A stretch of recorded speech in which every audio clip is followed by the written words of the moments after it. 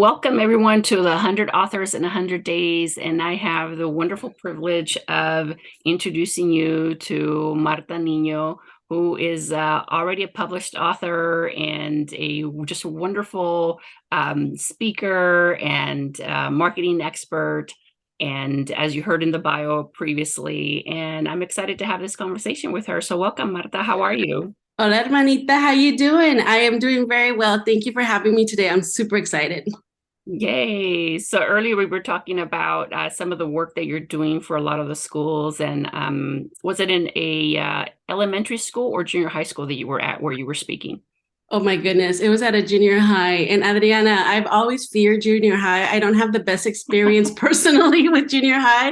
And, when I was going to go to the school, I was like, wow, here I go kind of facing my past into junior high. And it was amazing. So yes, I went to a junior high and I told my story to 65 kids and, honestly, quite transformational.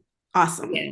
Yeah. Those are always really fun. In Las Vegas here, we have a community of speakers who goes out and speaks to the kids, high school, elementary, and junior high school, and it's called the speakers, pack speakers or something like that. And you get a little pin, and then you go every 3 months or whatnot, and then they give you a class, and then you get to mentor the kids. I love it. And the reason why I bring that up is because when I saw your post on the school that you went to, and you had these beautiful pictures of all of these, your past and your childhood and stuff, and there was a picture of you con trencitas, trencitas, todas apretadas, they were like chonguitos. They were like chonguitos and stuff. And it's so funny because I have the same picture around the same age, and it looks just like that. I have to send it to you. You're going to be like, what? Well, I think a lot of us had, those types of hairdos, where our parents just put our ponytails or trenzas super tight. And I mean, it was, it hurt, but it was, we all have these pictures. And, quite honestly, I put all of those images that have actually been, on digital LinkedIn on poster board. And I decided to go old school because, in the communities that need it, networking is a problem. Networking issues with computers might be a problem in connection. So I thought, okay, in order to anticipate problems here, I am actually going to print out, the images of my story and put them on the ledge of these schools. And I am so happy that I did that because I was able to utilize it in many different ways. The kids wanted to hold them. It was pretty cool to actually be able to hold up a picture of my mother, my father, me with those trencitas, the picture of my hair like that. So anyway, super cool. Yeah, I loved it. I saw that and I was like, oh man, she's so totally living the dream because as you know, for those of us who are speakers and who are all about, bringing and having impact in the community, and in particular the Latino community, we thrive on those moments where we can represent and we can go in those classrooms. And I had a really deep moment too, and when I had an opportunity to do the same thing, and I remember that one of the little girls saying, "Oh, eres como yo, tú eres como yo," and I was like, I know, I know. I could just imagine. Yes, people don't realize, right? I mean, maybe you can touch on this a little bit, but some people don't realize that, at least for me, and I know we've discussed this before, where we didn't really see Latinas and Latinos in positions of influence. That would go into the classroom. So that really does matter. Can you speak to the importance of that?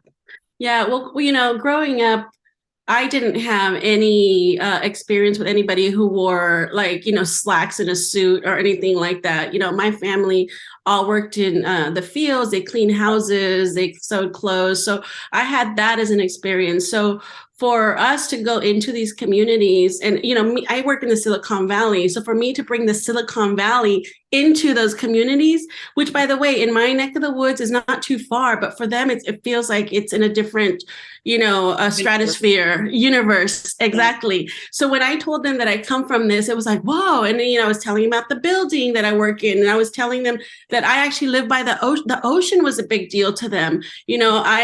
when I was born, I didn't have a crib or dresser drawer. Like I come from like humble nothing, So I showed him a picture of a dresser drawer. And at the end of my presentation, there's a beautiful picture of the company I work at, Adobe. And it was like, you can go from this to that. And it was super impactful because I think, for the first time, these people were seeing somebody who maybe looks like their tia, their mama, their abuelita, whatever it is, look like them. And, quite a few kids came up to me after and said, wow, I believe I can, be at a different place other than this, later too. So that alone, I mean, I think we gave them a little bit of hope. And I want to keep doing more of it. I mean, you should have heard the rumblings at the door when I was waiting for them to come into the classroom. It was like, she's here. Yeah. It was like protagonist of the story had come to life. And they were just and she looks just like me. And she popped out of the book and she's here. And she wants to talk to us. Yeah, because I am them. So I hope more people can embrace that, any opportunity they have to get into the classrooms and into the communities. Yeah, we Latinos, we need to embrace our greatness. We need to embrace our awesomeness, and we need to show up and say, hey, I'm here, don't wait for anybody to point you out, or it's like, show up. I'm here. Show up. Yeah, and it really changes the dynamics, and it also changes the dynamics on how Americans, a typical American, views us. And I think that, of course, as you and I know, the narrative must change. So anyways, for those of you who are watching, Martha is talking about her recent book where she published these beautiful stories. And so these are the stories that she goes out and speaks about and shares with the world. And in this particular situation, she's talking about a school that she went to. And so this beautiful, lovely book is called The Other Side, From a Shack to the Silicon Valley. And then in the back is this beautiful image of her and your mom, right? Yeah, that's my mama. I love it. And so I think this is important for me to share, is the way that we connected was on LinkedIn. And I kept reading your stories, these amazing stories, because LinkedIn gives you a certain amount of characters where you can type up. And so her stories were exactly like, what was it? 3,000 at 3,000 characters at the time. So 3,000 characters. And I just remember reading one of her stories and thinking, oh my God, who is she? Who is this woman? Because every time I would read her stories, I was like totally enthralled. And then in some stories I would cry, like, oh my goodness. So I remember reaching out to you and I said, I want to be a writer like you. Like let's connect, right? And then I'm like, you are a writer. What are you talking? I want to be a writer like you. Well, we all have different types of writing styles, and my style is very political and very, very futuristic. But your style is so with heart, and just every time that I read your stories, I'm like, because it really touches me, because your stories are my stories. And we all have our own style, and so I love your style. So I encourage everybody. The link is below. Check out this book, buy it today, and share it. Share it in classrooms and share it with teachers, especially teachers, because I know when I've done those kinds of projects, the teachers so appreciate that you come in. And can you share what it was to compile these stories, to put them together, and to publish a book? How was that like for you? Yeah. So before I go into that, again, I don't want, if anybody has a school, a classroom, let me know, reach out to me, because I actually have sponsors that believe in this mission so much that they've actually paid for the books already for you. So I can sponsor a classroom. I could even Zoom in for 5-10 minutes. I mean, I've been doing that. So I think it's a totally different distribution model. Like my distribution model is book fairies, and I think it is awesome. Anyways, I love that. Book fairies. Yes. Ooh, I love that. So I'll have to show you some pictures of some people that are actually taking like a set of classroom books into their schools of a sponsor that has donated them from me, and it's just so interesting. And last week, I sent some over to Texas, and a school in Texas of third graders was looking at the book. I was actually I read to them in their classroom. And it was pretty cool it was very surreal, because I'm there on the screen and I'm reading to them and they're holding the book. And I think it's really cool, like you said, for people like them to show up, even if it's on a Zoom screen, and talk to them. And they're asking questions like, this is like all really weird stuff happening, but it is real. It can happen. So I'm kind of loving where this is going. Like I'm literally popping out of the screen, popping out of the book, kind of like those pop-up books. How cool is that? Yeah, I love it. I love it. When I saw the post, I'm like, oh man, I want to see that. Did you record it? Because I would love to see that. I didn't record it, but I have some pictures. So maybe we'll just put a little picture up here when you you do this. Them if not, as we're doing the video. Okay, listo. You have to see it. If you're watching this, you've got to see, and you've got to see Martha's work. And she has such a wonderful background and so much to share and give and contribute. So I definitely appreciate you. Yeah. So tell me a little bit more about your writing journey and what it was to publish. And before you get into that, I do want to share that you were published in our Latinas 100 Anthology, Volume 2. Her story is right here. And it is it's a Spanish version, and it's ¿Quién dice que no se puede pasar de una choza de Hiebra a Silicon Valley? ¿Quién dice? ¿Quién dice? Who says you can't go from a shack to Silicon Valley? Adrianita, first of all, thank you for having me in that book. You were actually the first person that published me. And so prior to that, I didn't even think publishing was possible. And you just made it so easy to just embrace that dream. I mean, who doesn't dream about, their story being in a book and, but after you did that, I was like, wow, she just made it seem so easy. And I wanted to do more of it. And so thank you for that. And thank you for just making it so simple. And so if anybody is listening to this and wants to publish or wants to just know how to start, that was my start in publishing, and Adriana gave me that opportunity. So thank you, Adrianita. Thank you. I'm so happy. I'm so happy I got to meet you. Of course. No, that was amazing. So talking about the stories and how all of this got started, I didn't start off by wanting to write or anything like this. As a matter of fact, I was just living, I'm living my story, living my life. And 3 years, I worked for Adobe, the Photoshop company, which is ginormous, 25,000 employees.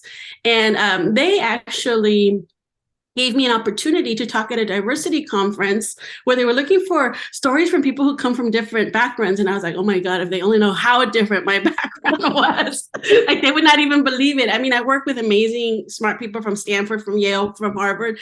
And then I was from a shack, from a place, where I had a dresser drawer as a crib, a place with no electricity and no running water, but I was amongst them. And nobody had ever questioned it. I was just doing my work. I had to do my work. And I actually think that that's a big lesson for everybody. Wherever you come from, it's just that. It's where you come from. Embrace whatever your moment is right then and there and maximize that opportunity. So since that talk, I have maximized that opportunity because I'm the queen of doing that, taking this little thing and just making it big. And I realized I'm not that bad at it. So that's pretty cool. So I was chosen among 700 stories to talk at the keynote at the diversity conference. And 14 minutes later, my life had changed because, honestly, just getting to that point, which was my 4 decades of life, and then writing a 14-minute story is crazy when you've had 40 something years of life. How do you take all of that and make it impactful and have it have a beginning and an end and a middle? That alone, the story writing process was very, very healing, and it taught me so much. I mean, as a matter of fact, when I started writing, there was a lot of I would cry all the time. My story is not, I would cry all the time. And I'm just like, I can't believe I lived this. Da, da, da. But, towards the end, it was kind of interesting because I was practicing my talk for the stage. And my daughter, who's was doing theater at the time, she had a lot more experience than me on theater, and she's a teenager. I was practicing my talk on her, and she says, Mom, why do you keep crying? Do you want people to cry? And I was like, no, I want people to believe they can do it too. So she says, well, then believe it. Believe it. She says, do you want people to believe it? Then you need to believe that where you came from is actually a good thing, and that they can get from this place to that place, and they need to feel it in you. And that right there, Adriana, my 16-year-old daughter at the time told me this. Wow. Was kind of a game changer for me, because I think otherwise I would have been a little bit more a quiet and just sad. And instead, I realized my story was actually a powerful story.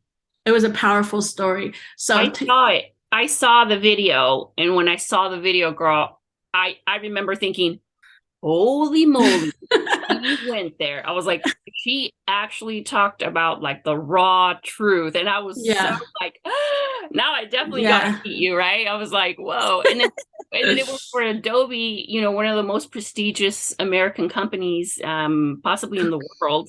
And I know it is for the country. And I know that building because I grew up in that area. I went to San Jose yeah, State, and I used to yeah. walk down that building. And so I knew it was the most powerful story I had ever heard that Mm, had to do with me. yes, You know what I mean? And that was yes. the first time I had ever heard, not even in TED Talks or anything. Like I was like, wow. That's So next. I'm trying to get into TED Talk. We're gonna do that next. I'm manifesting that out to the universe. But absolutely. no, but seriously, that changed my life because from that moment, it was, this person like you, Adrianita, going, God, I really like your talk. I'm just like you, or I didn't believe that somebody who comes from a less prestigious school or whatever can actually be in places like this. So honestly, I've come to peace with. I am so glad that I was born with absolutely nothing. Mhm. It's actually my biggest gift. My biggest gift is actually to have nothing because I can go out there in the world and from the heart say, you can go from nothing to having I have everything, Adriana. I have an amazing job. I have health. There's so many things. And if I can do it coming from that, anybody can do it, but we can't do it alone. We can't do it alone. And anybody who listens to my story, they'll see there was a lot of, I call them believers along my path that, when I was going down, they picked me up. When I was going down, they picked me up. And that, you can't stay in that down moment too much. You got to just, you got to find something, somebody, and just get you out of that. So from that, I posted on LinkedIn and I said, look at this talk that, Adobe let me do. And what an amazing company I work for, diversity, hashtag diversity and inclusion, right?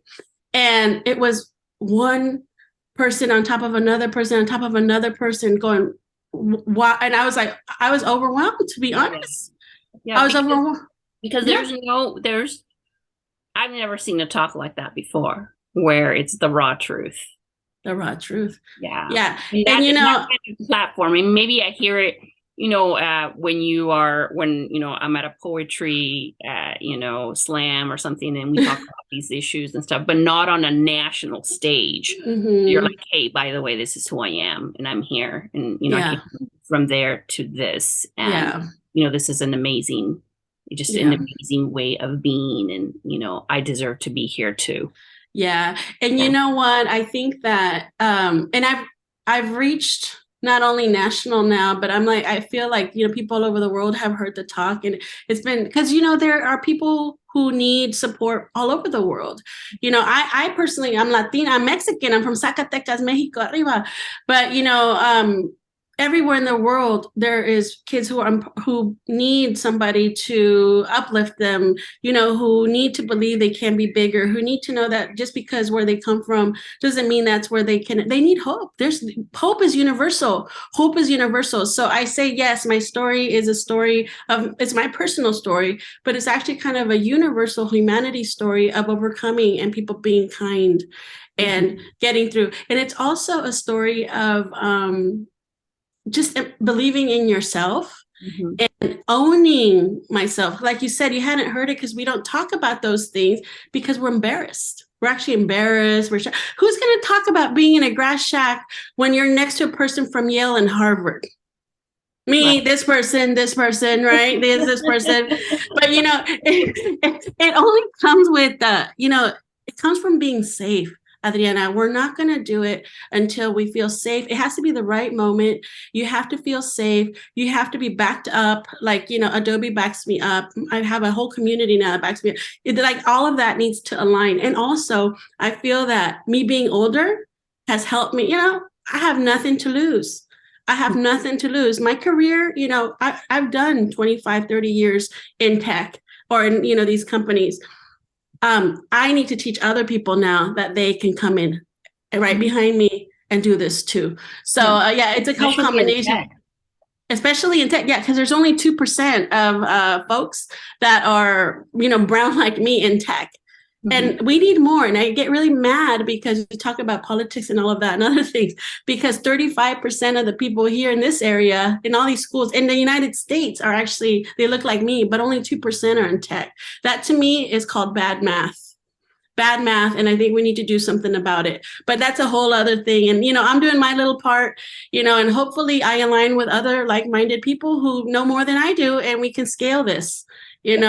Like I said, we can take this opportunity and make it bigger. But I started posting on LinkedIn, the stories in a little bit more elaborate form that didn't make the talk.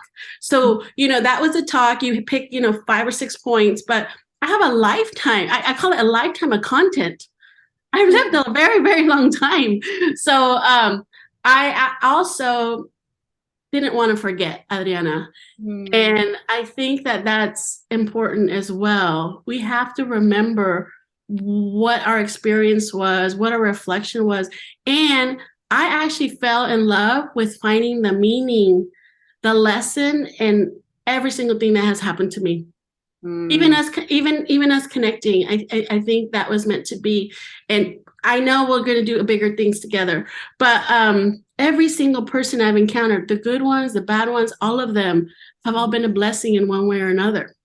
So kind of, sitting back and reflecting on that, I started putting these 3,000 character word little stories on LinkedIn, which, by the way, storytelling on LinkedIn, personal stories, you really don't see that. No, you don't. It's like very narrow in the sense that it's all business and everybody connects, which is lovely. I love LinkedIn. It's like one of my favorite platforms. But you stand out in the sense that you're very, very real. And so I think that people like to see that, and for sure, for me, of course, as a writer and publisher, I was like, whoa, she's a giant, I'm already she's a giant. But I'm looking through your book right now, and in one of the pages, you talk about signs, and I think that really shows up in your work too, where you talk about nothing is coincidence, that people were set up in your life to really help you, and they were like angels, right? They showed up in your life at the right time, at the right moment to help you, because there were some really dark times for you. And I'm a really big believer in that universe conspires to help us, and that if you're attuned and you pay attention, that you will find those individuals that are meant to guide you. And I also believe that God speaks through people. So I think that your book is so full of these types of people, white, black, all the different types. It's just not Latinos, but it was almost as if an entire community saw this little girl, and I'm thinking of you with the little chonguitos and the trenzas, right? And were placed in your path to get you to where you are today. And that's what I love about your story. I'm like, wow, not only do you take the time to write these beautiful stories and share them on LinkedIn, which is an unconventional platform to do that in, but you pay tribute to those individuals by sharing how they helped you. And then also, like you said, you don't want to forget. That's why you write. I don't want to forget the kindness, the compassion, and how it really does take a village to raise a child. And it's just so beautiful. I love your work. So let me thank you. Let me read this where you wrote in here signs. So life goes so fast, and we do too. We may go our whole lives ignoring the meaning of what we feel inside and what's around us. We take for granted nudges in our heart, the tightness in our tummy, and even in our face, messages that are put right in front of us time and time again. We're moving so fast, we had never stopped to listen. We had never stopped to see until one day we had no other choice but to see. Yeah, thank you for reading that. As you're reading it, I remember the first time I felt those words, and I was visiting my dad's grave. Okay, my dad's been gone a very long time, 29 years, and I had always gone to visit him every 6 months or so, put flowers on his grave. And I always was looking down, I always was looking down because his grave's down, right? I always was looking down. And he used to love this. We grew up with this tree called a loquat. ¿Cómo se dice? It's a little fruit called loquat. Anyways, Is it in the picture? it's not, no, that's cotton, but a loquat is a little orange fruit with a big pit inside it. It's a big tree. And at my Theo's house, which was kind of the house that we grew up going to the most, and it was very symbolic of our family unity. This loquat tree was always there. We would play hide and go seek and tag, and we'd always go to that tree, And I was going to my Theo's grave because he had just passed away, and this loquat tree was a symbol in his house because that's the tree we went to for hiding a seek to play tag, and we would touch this tree. So this loquat tree became kind of part of my life, and he died.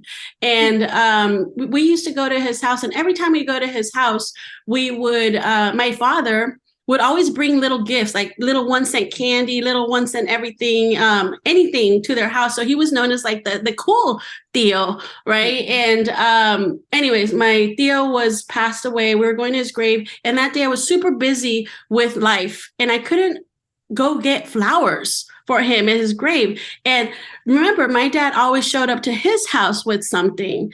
And here I was going to show up at my Theo's grave without anything. And it really, really bothered me in my gut. It really, really bothered me. And I'm driving the whole way. I'm going, oh my God, I can't believe I'm going to show up without anything. And I, as I'm driving there, almost to get to the cemetery, I look to the right, and there's this ginormous loquat tree in the middle of nowhere. I had never noticed it, although I've driven by that road so many times. And so I get out of the car with my brother, and we said, well, what, we might as well take branches like with this loquat. Like it was like the only flower that we found to my Theo's house, but we couldn't. It was the biggest tree I've ever seen. We couldn't reach the branches, so we looked around, and to the right, I'm not kidding you, Adriana, there was a ladder. There's a ladder. And so in the middle of nowhere, there was a loquat and a ladder, and that's a story in the book.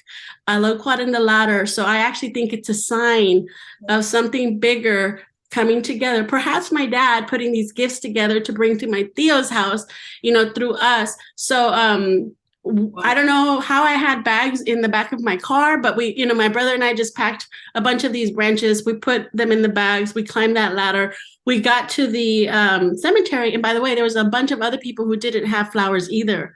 So we gave them these branches and with this loquat fruit on them. And we threw them in his grave. And, since that day, I started looking around like at things that happen or symbols or signs. And, the more I look, the more I see. The more I look, the more I see. And the more I stop to stay still, the more I feel. And it's become such a beautiful thing. I'm not a very religious person, although I believe in something bigger. And, I had been struggling with everything and believing in one thing. I believe in just something bigger, whatever that means, right? To everybody in the world calls it different. But it's literally come in front of me going, you seriously don't believe? You seriously don't believe? And so, anyways, that's where the whole sign thing comes in. I love it. It was a beautiful, anyways, it's been beautiful to embrace that. Thank you for sharing that. That's so beautiful. And just like that story, your book is just full of other stories like that too, that, take you back to this, very different type of life that I think most Americans don't even realize that a lot of young Latinos experience.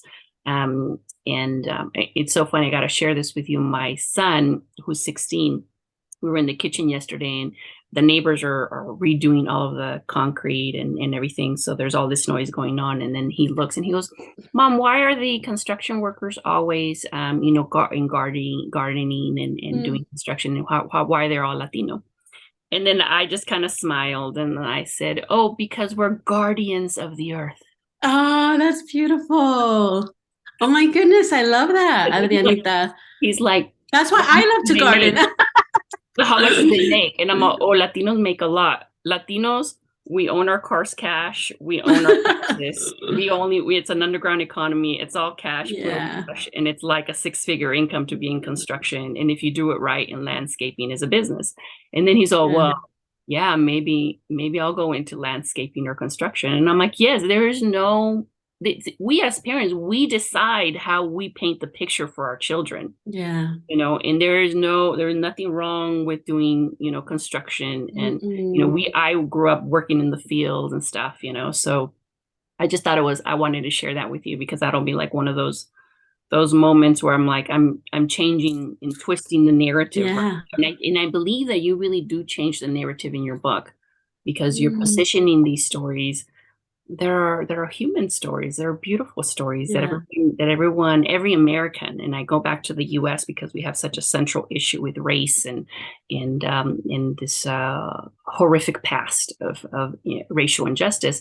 That when you connect people with your stories, people connect with their heart, and when people connect with the heart, they can no longer have hate or Mm. racism in their heart. And I believe that your work is a lot bigger than you may even imagine, you know. Well, thank you so first of all, you just said something super cool. You said, when you connect with your heart, you can't connect with hate. Yeah.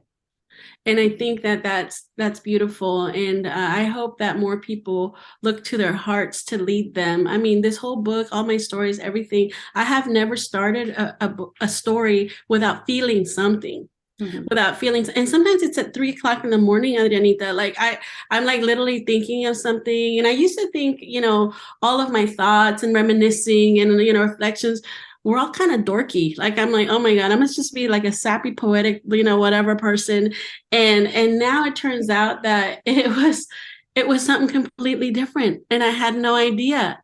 I just needed Exactly. other people like you, Adriana, to tell me, wow, those are bigger than you even think. Bigger. When people tell me, these kids in the fields, these kids everywhere are only as big as us adults paint the picture for them. Yes. Right.